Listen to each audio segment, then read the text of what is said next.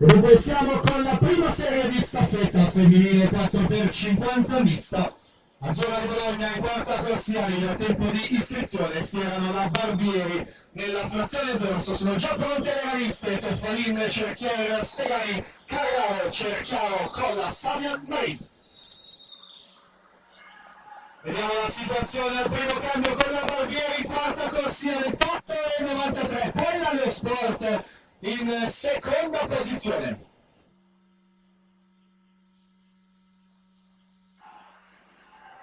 E per la farfalla Grasso, Fanfani, Aver, Bianchi, Noato, Neri, Magoga e Gatta Grisa pronte a partire con l'Azzurra di Bologna che ha in acqua Martina Carraro in quarta corsia.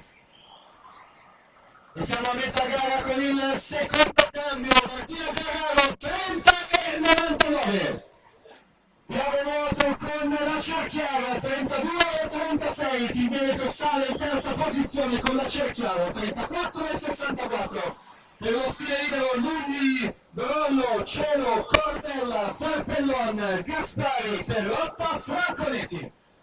Ilaria Bianchi con la farfalla dalla quarta corsia, vediamo la sua frazione 27,21. Ilaria Bianchi.